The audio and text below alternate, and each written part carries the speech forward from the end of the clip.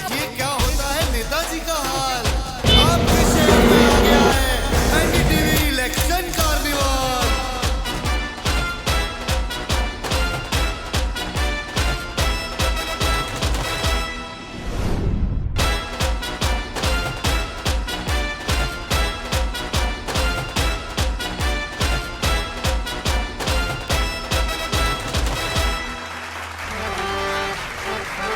नमस्कार, स्वागत है आपका एनडीटीवी के इलेक्शन कार्निवल में। वृंदावन सो वन नहीं, नंदगांव सो गांव, जन्म जन्म मोहे दीजियो श्री वृंदावन को वास। जी हाँ, सही समझा आपने, हम इस वक्त ब्रिज भूमि में हैं। वृंदावन और मथुरा, जिसकी हवा में प्रेम और भक्ति घुली मिली है। यहाँ पर सदियों से सभ्यता, संस्कृति, साहित्य और संगीत बसे हैं। कहा जाता है मथुरा और वृंदावन के कण कण में कृष्ण है तो रज रज में राधा। यमुना नदी, बांसुरी, मोर पंख, बैजंती माला, कदम और गाय, इन सब के बगैर कृष्ण अधूरे हैं। इसीलिए तो दुनिया भर में उन्हें पर्यावरण के संरक्षक के तौर पर भी जाना जाता है। मथुरा और वृंदावन धार्मिक पर्यटन के लिहाज से भी काफी अहम है। यहाँ की गलियों में मीराबाई ने भक्ति में लीन होकर अपना जीवन न्यौछावर किया, तो सूरदास की भक्ति ने यहाँ पर समा बांधा। ब्रजभूमि के गीत और संगीत से कौन नहीं परिचित है। यहाँ के त्योहार, चाहे वो होली हो, जन्माष्टमी हो, अपना ही नजारा वो पेश करते हैं। ऐसे में जब देश भर में छाया है चुनावों का त्योहार, तो एनडीटीवी का ये इलेक्शन कार्निवल ट्रक पहुंच चुका है वृंदावन।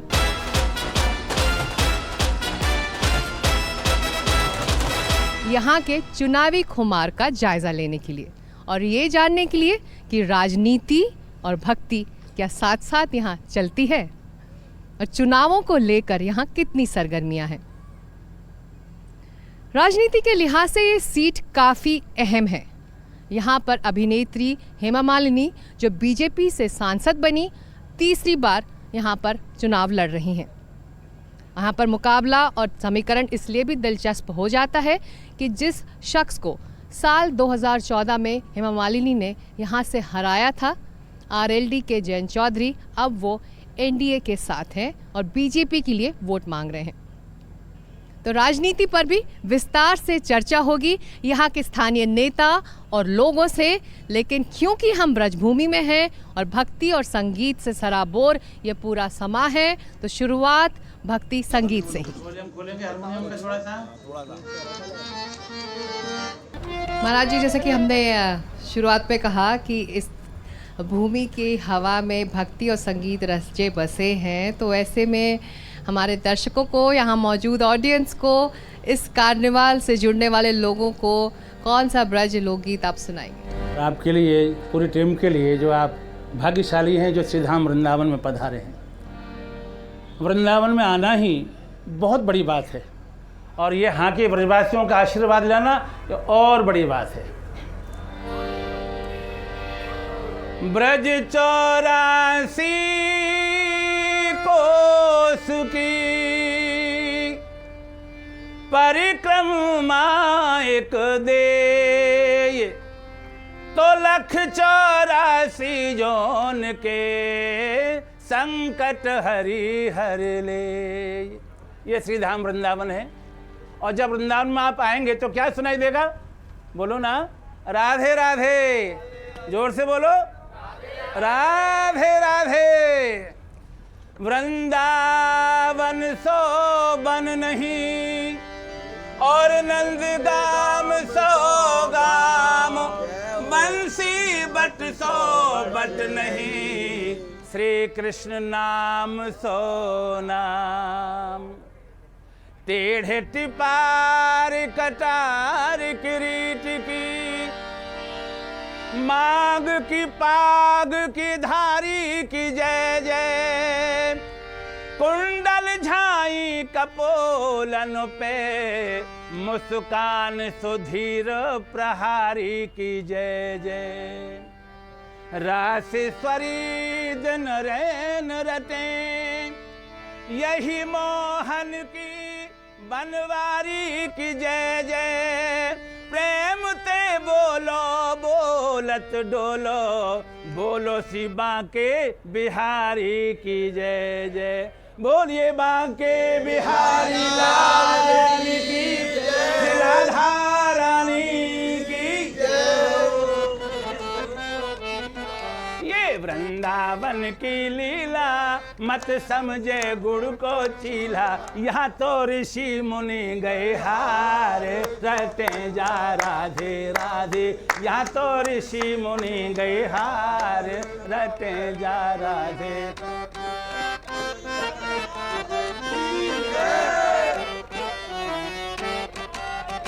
वृंदावन रास रचायो, शिव गोपी बन के आयो। ये पास में भगवान शंकर विराजमान हैं। गोपेश्वर महादेव नारायण ब्रज भूमि को सवई नवा में माथ, अरे जहां आए गोपी बने वे बाबा भोले नाथ। बोल गोपेश्वर महादेव की। वृंदावन रास रचायो, शिव गोपी बन के आयो, वृंदावन रास रचायो।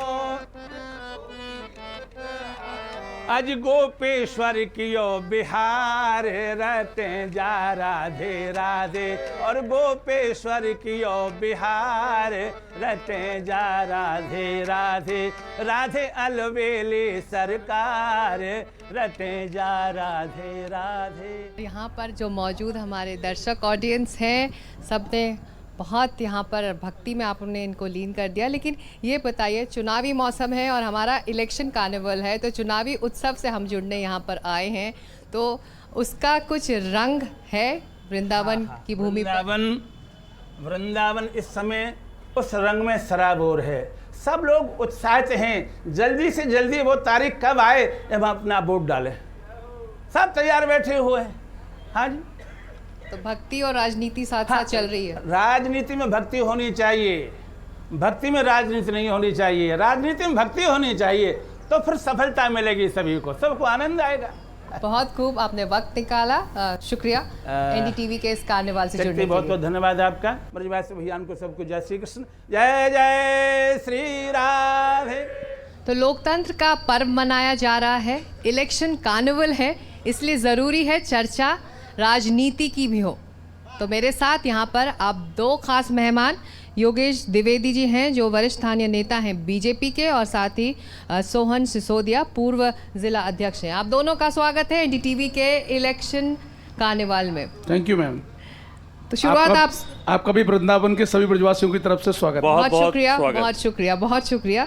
शुरुआत योगेश जी मैं आपसे कहूँगी कि कांग्रेस मथुरा की लड़ाई को प्रवासी बनाम ब्रजवासी बना रही है, तो जवाब है इसका बीजेपी के पास इस वक्त? देखिए, कांग्रेस के पास चुनाव लड़ने के मुद्दे नहीं हैं, और चुनाव लड़ने के जो मुद्दे अगर होते तो इसको प्रवासी और इस चीज़ से नहीं जोड़ते।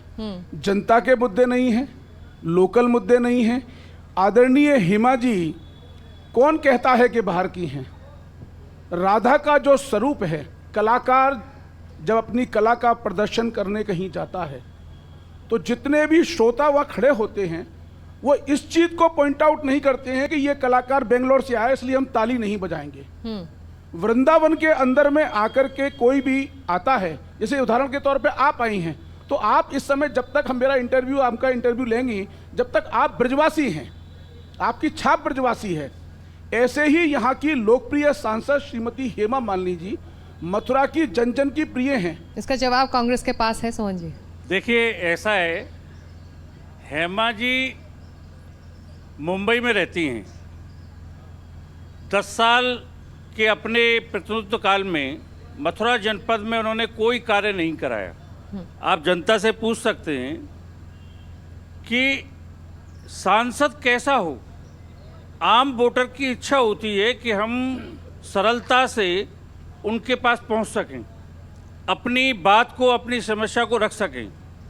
लेकिन 10 साल में यहाँ जो देखने को मिला मथुरा जनपद का, ये दुर्भाग्य है कि भारतीय जनता पार्टी को बाहरी व्यक्ति, चाहे वो विधायकी का चुनाव हो, चाहे वो सांसदी का चुनाव हो, क्या स्थानीय भारतीय जनता पार्टी के पास स्थानीय लीडरों की कमी है? तो सोहन जी, जो सवाल मैंने पूछा इनके लिए, चलिए हेमा मालिनी चेहरा हैं, 2 बार सांसद बन चुकी हैं, तीसरी बार उनको टिकट मिला, तो कांग्रेस के लिए भी क्या हेमा मालिनी मुद्दा है और कोई मुद्दे पर आप लोग नहीं, चुनाव देखिए, नहीं लड़ रहे हो? नहीं, हमारे पास सबसे बड़ा जो मुद्दा है वो है बंदरों का, जो आज मथुरा जनपद पूरी तरह से आतंकित होकर के रह गया है और एक पिंजरे में बंद हो गया है। हमारे पास मुद्दा है नो एंट्री का, कि आज वृंदावन ही नहीं पूरा जनपद जगह जगह बैरिकेटिंग लगाकर वृंदावन के जो रोजगार हैं, जो हमारा ब्रजवासी समाज है, वो इस नो एंट्री से दुखित है। हमारे पास मुद्दा है यमुना का, जो मोदी जी ने 2014 में आकर जो उन्होंने कसम खाई थी कि हम यमुना का शुद्धिकरण करेंगे। मैं आपको बताता हूं कि लाखों तीर्थ यात्री यमुना, यहाँ क्योंकि ब्रज विश्व से अलग न्यारा है, यहाँ यमुना का पवित्र जल का आचमन लेकर के अपने जो तीर्थ यात्री आता है वो अपने आप को धन्य समझता है। ब्रजवासी भी प्रतिदिन यमुना स्नान करता है। आज यमुना की क्या दुर्दशा है। यहाँ पर आज तक हमारे तमाम नौजवान लोगों के लिए जो बेरोजगार हैं उनके लिए रोजगार की व्यवस्था यहाँ ना केंद्र सरकार ने की, ना उत्तर प्रदेश सरकार ने की, ना हमारी सांसद हेमा मालिनी ने की। योगेश जी, यमुना की सफाई का मुद्दा एक बड़ा स्थानीय मुद्दा भी है, लोग इससे परेशान भी हैं और इस पर काम होता दिखाई नहीं दे रहा है। नहीं, देखिए मैं आपको बताऊं कि आदरणीय सोहन सिंह सिसोदिया जी बड़े भाई हैं, इनको ये नहीं मालूम कि जिन मुद्दों को ये काउंटेबल करा रहे हैं, पिछले 15 साल से इन्हीं के यहाँ सांसद थे, पिछले बार 8 बार से इन्हीं के विधायक थे। जिस प्रेजेंटेशन को आज आप हेमा जी के 10 साल के कार्यकाल में काउंटर कर रहे हैं, आप अपनी प्रेजेंटेशन काम कराइए कि आपके 8 बार के विधायक ने यमुना के लिए क्या किया, आपके 15 साल के एमपी ने यमुना के लिए क्या किया। आप ये बताइए कि अगर मैं आपसे पूछना चाहता हूं सोहन सिंह जी कि जनता वोट देती है, जनता वोट देती है, आप जिला पंचायत नहीं जीत पाए, आप यहां से 5 एमएलए में से 1 एमएलए नहीं जीत पाए, 5 एमएलए भारतीय जनता पार्टी के हैं, एमपी नहीं जीत पाए, जिला पंचायत का अध्यक्ष का चुनाव नहीं जीत पाए, ब्लॉक का छोटा चुनाव होता है, एक ब्लॉक प्रमुख नहीं जीत पाए, और आप मुद्दों की बात कर रहे हैं। तो हेमा मालिनी जी पिछली बार 3.5-4 लाख मतों से चुनाव जीती, इस बार 7 लाख मतों से चुनाव जीतेंगी। देखिए, मथुरा की जनता की पसंद बीजेपी के उम्मीदवार रहे हैं। मैं आपको अपने विधायक के द्वारा इतनी लंबी फेहरिस्त है विकास की। आज वृंदावन का जो आप ये देख रहे हो बस स्टैंड, ये प्रदीप माथुर की देन है। आप ये मंडी समिति देख रहे हो वृंदावन में, ये प्रदीप माथुर के हमारे कांग्रेस विधायक की देन है। जानकारी योगी जी, मैं बीच में मेरी माताजी मैं बीच में नहीं बोला था, जनता बताएगी। मैं बीच में नहीं बोला था। माताजी वृंदावन में चेयरमैन बात रखने दीजिए, फिर आप सुन लेते हैं। मैं बीच में नहीं बोला था। आप कचहरी जाते हैं, ओवर ब्रिज, कचहरी वाले मुर्गा फाटक पर ओवर ब्रिज, आपके जन्मभूमि का जो रास्ता जो NH2 को मिलाता है उसका ओवर ब्रिज, मथुरा में एक जो इंटरनेशनल बस स्टैंड का निर्माण जो आज भाजपा उसको चालू भी नहीं कर पाई है। आप रिवर फ्रंट यमुना जी पर जो यमुना शुद्धिकरण की बात करते हैं, एक चंद्राकार पुल का जो काम चालू कर दिया गया था, लेकिन वो किसी कारणवश जो स्थानीय लोगों के द्वारा स्टे लाया गया, इसलिए वो चंद्राकार पुल नहीं बन पाया।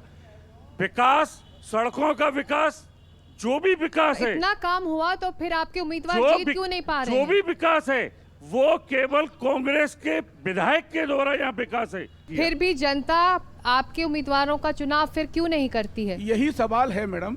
इनके पिछले बार सांसद का चुनाव लड़े, मुझे नहीं कहना चाहिए, 19,000 वोट आए, एमएलए के 2 बार आप चुनाव हार गए। अगर आपके मुद्दे और आपने जो काउंटेबिलिटी वर्क आपने काउंट कराए हैं, अगर वास्तव में इस वर्क से जनता खुश थी तो फिर कांग्रेस का एमपी होना चाहिए था।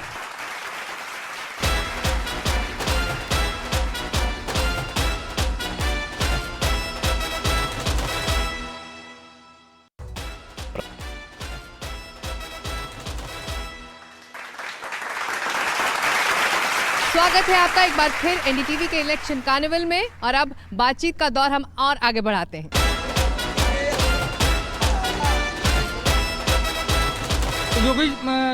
योगेश दुबे जी से पूछना चाह रहा हूँ, 10 साल से हमारी हेमा जी यहाँ है, एक काम मेरे नाम में बताते हैं, एक काम 10 साल से यदि मेरे नाम में उन्होंने किया हो तो।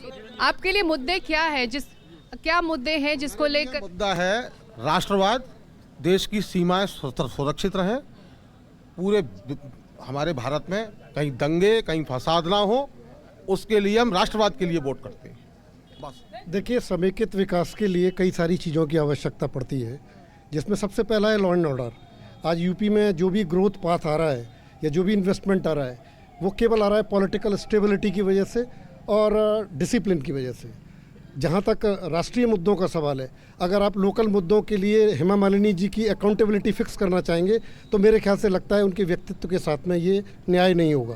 तो तमाम वो मुद्दे हैं जो जिसको सोचकर यहाँ पर लोग वोट डालना चाहते हैं। आप बताइए कि क्या चुनावों को लेकर जनता यहाँ जागरूक है कि सब भक्ति में लीन रहते हैं? तो मैं जितनी भी बात करता हूँ वो ब्रजवासियों की बात कर रहा हूँ। हमारा ये ब्रजवासी क्या जाम से खुश हैं क्या आज? बताएं जरा। और हमारे ब्रजवासी जमुना जी का आचमन करने जाते हैं क्या? मैं किसी पार्टी की बुराई नहीं कर रहा हूँ। और हमारे ब्रजवासी बंदरों ने अभी आज ही आपके सामने ही मेरा चश्मा ले गए थे, ये आपके सामने, आपके डायरेक्टर साहब के सामने। और ये चश्मा जो एक फ्रूटी दे करके छुड़ाया अभी आज की, ये इनके सामने की बात है। इस बात को रिकॉर्ड करिए आप। वृंदावन की स्थिति है क्या ये आप देखिए कि हाल बुरो वृंदावन को अब जाम लगो चहूँ और बेचारो, गेल गली सब घेर लही, गेल गली सब घेर लही, नहीं राहत राह कियो दुश्वारो, और मार्ग में सब वाहन ऊट पटांग चले नहीं देत किनारो, और लेन लगाए चले नर नारिन, देखत चारों और निहारो। हम उनसे भी जवाब लेते हैं। आप लोगों ने तमाम सवाल यहाँ खड़े किए हैं। तो जो बात हो रही है विकास की, चाहे कोई भी सत्ता में आए, यहाँ की वोटर को, यहाँ की जनता को विकास चाहिए, काम चाहिए, जो दिखाई नहीं दे रहा है। नहीं मैडम, देखिए, जनता को काम बिल्कुल दिखाई दे रहा है। अगर जनता को काम, जैसे क्लास के अंदर में एक स्टूडेंट होता है और वो स्टूडेंट अगर अच्छी पढ़ाई नहीं करेगा तो वो फेल हो जाएगा। वो पास जब ही होगा जब उसकी स्टडी अच्छी होगी, पढ़ाई अच्छी होगी। और ये जो अभी बात कर रहे हैं, इनको हेमा जी का काम इसलिए नहीं दिख सकता क्योंकि इसी के कारण इनको वोट नहीं मिल रहे हैं। अगर ये वास्तव में धरातल पे काम देखें तो ब्रिज को जितना आदरणीय योगी जी, हमारे मोदी जी ने और हेमा जी ने और हमारे तीर्थ विकास परिषद ने इस ब्रिज को सजाया है, इस ब्रिज को बचाया है, इस ब्रिज मंडल की भूमिका को रचा है, उसको ये समझ नहीं सकते हैं। चलिए सोहन जी, आगे बढ़ते हैं, मुद्दों से आगे बढ़ते हैं। और ये इन्होंने योगी जी ने भी कहा, हाँ। सजाया नहीं है, बिगाड़ने का काम किया है। जो ब्रज की संस्कृति है, जो विकास, ब्रज विकास तीर्थ की बात कर रहे हैं, वो सिर्फ बिगाड़ने का, उजाड़ने का काम कर रहा है। उसने इस ब्रज को कभी सुधारा नहीं। चलिए आगे बढ़ते हैं, आगे बढ़ते हैं। और भी मुद्दे हैं जिसका जवाब चाहिए आपसे। सोहन जी, आरएलडी अब बीजेपी के साथ है, जाट बहुल इलाका है, आप उनको अपने कुनबे में कांग्रेस संभाल नहीं पाई, वो अलायंस का साथ छोड़कर एनडीए में शामिल हो गए। बात हो रही थी कि बॉक्सर जो विजेंदर सिंह है उनको उतारेगी कांग्रेस हेमा मालिनी के सामने, वो भी अब बीजेपी में चले गए। तो कुछ तो बात है बीजेपी में कि सब आपका साथ छोड़ छोड़ के बीजेपी में चले जा रहे हैं। देखिए, भारतीय जनता पार्टी, मोदी जी और बीजेपी के लोग भ्रष्टाचारियों को अपने साथ मिला रहे हैं। कोई भ्रष्टाचारी अब कांग्रेस में नहीं है, कोई भी भ्रष्टाचारी अब विपक्ष में नहीं है। योगी जी, विपक्ष लगातार बीजेपी पर यह आरोप लगा रहा है कि ईडी का डर है, धन का प्रलोभन है, तभी सब साथ छोड़ छोड़ के बीजेपी का दामन थाम रहे हैं। मैडम, कांग्रेस के पास ना तो विजन है, ना ही इनके पास राम है, ना ही इनके पास काम है। और मैं एक शब्दावली कहूं, 2024 में इनका काम तमाम है। एक आखिरी कमेंट आपसे सोहन जी। ये तो वो वाली स्थिति हो गई कि एक बेटा जिसको माता पिता ने पढ़ाया लिखाया, एजुकेशन दी और उसका स्वास्थ्य का ध्यान रखा, और वो बड़ा होकर अपने बाप से पूछता है तुमने मेरे लिए 70 साल में किया क्या?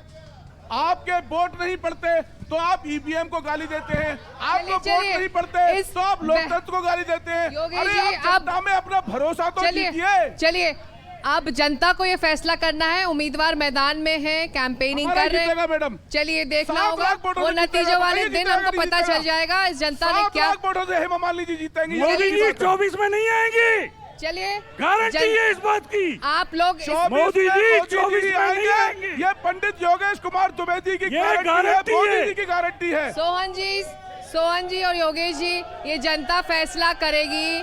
जय श्री राम, चलिए जय श्री ये राम। जनता फैसला करेगी कि अब की कौन बार 400 पर। जय श्री राधे, जय श्री राधे। जनता को ये फैसला करना है। हम जनता पर ही छोड़ देते हैं कि वो अपना सांसद किसको चाहते हैं और इसका हेमा जी को। चलिए चाहते हैं कि नहीं नतीजे चाहते हैं? नतीजे बताएंगे। नहीं। किसको चाहते हैं? नहीं चाहते।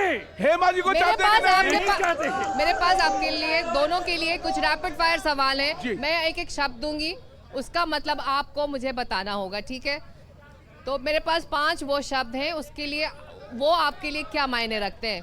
पहला शब्द है चुनाव, तो क्या उसका मायने है आपके लिए? बहुत मायने हैं, अहम मायने हैं, देश के लिए मायने हैं, राष्ट्र के लिए मायने हैं, राष्ट्र निर्माण के लिए चलिए, मायने हैं। आपके लिए चुनाव। देखिए चुनाव बहुत महत्वपूर्ण चीज है हमारे देश के लिए। लोकतांत्रिक तरीके से सरकारें चुनी जाती हैं और अपना मतदान वोटर के द्वारा, जनता के द्वारा अपना जनप्रतिनिधि चुनने का अधिकार चलिए। प्राप्त है। ये बहुत बड़ी बात है कि चुनाव के माध्यम से तो हम लोकतंत्र के शासन में जीते हैं। जी, मैं एक एक शब्द दे रही हूँ, तो आपको एक एक वाक्य में इसका जवाब देना है। वोटर। वोटर अहम है, देश का वोटर अहम है, मतदान अहम है और मतदान के लिए देश के करोड़ों नागरिक वोट देने के लिए तत्परता से तैयार हैं। आपके लिए वोटर। वोटर एक भगवान का रूप है जो अपनी सत्ता अपने आप चुनता है और वोटर की जो भावनाएं होती है, जो मुद्दे होते हैं, उनको जहन में रखकर अपना मतदान करता है। वोटर हमारे लिए सब कुछ है इस देश के लोकतंत्र के चलिए लिए। अगला शब्द उम्मीदवार। उम्मीदवार मैं कहूंगा कि जो भी पार्टी उतार रही है वो पार्टी उस पर पूरी निष्ठा है। भारतीय जनता पार्टी का हर उम्मीदवार निष्ठावान है, ईमानदार है, वक्र से है और मोदी जी की गारंटी के साथ। और हमारी गारंटी मोदी जी, कमल का फूल और भारतीय जनता पार्टी हमारे आपके लिए प्रत्याशी हैं। उम्मीदवार। देखिए उम्मीदवार बहुत आवश्यक है लोकतंत्र में, जैसा कि आपने और प्रश्न किए हैं। उम्मीदवार पढ़ा लिखा हो, उम्मीदवार जनता की कसौटी पर खरा उतर सके, उम्मीदवार जनता की जन आकांक्षाओं पर अपने कार्य कर सके। उम्मीदवार सर्वोच्च है। मुद्दे जो जनता के हैं, मुद्दे जो देश के हैं। सोहन जी, आपके लिए मुद्दे। मुद्दे जो ज्वलंत समस्या है, जिन पर आम वोटर हमेशा उस पर जीता है, चलता है, फिरता है, तो जो मुद्दे उसके लिए आवश्यक हैं वो उसी को देखकर वो मुद्दे बहुत बड़े होते हैं और जनप्रतिनिधि को उन मुद्दों पर कार्य करना चाहिए। जी, एक आखिरी शब्द है और एक ही शब्द में उसका जवाब चाहूंगी। सरकार। सरकार स्तंभ और स्थायी, राष्ट्र के निर्माण और राष्ट्र की नीति और नीतियों से, नियत से, ईमानदारी से काम करने वाली एक ही पार्टी भारतीय जनता पार्टी। सरकार आपकी। सरकार ऐसी होनी चाहिए जो लोगों की, जनता की आकांक्षाओं पर खरी उतर सके। बहुत शुक्रिया एनडीटीवी के इलेक्शन कार्निवल से जुड़ने के लिए। योगेश जी और सोहन जी, आप दोनों का शुक्रिया। धन्यवाद मैडम, मैं NDTV बहुत आपका, शुक्रिया। मैं आपका और आपका और भी। आपकी पूरी टीम का बहुत-बहुत वृंदावन आपकी पूरी ब्रजवासियों की टीम तरफ का से बहुत स्वागत। स्वागत करता हूँ। शुक्रिया। जय श्री राम। और जय अब श्री वक्त राधे। इलेक्शन कार्निवल में एक ब्रेक जय का है, श्री ब्रेक के बाद हम राधे। लौट रहे हैं।